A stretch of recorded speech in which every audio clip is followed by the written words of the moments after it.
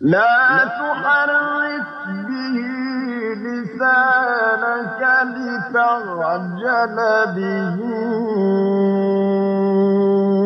إن علينا جمعه وقرآنه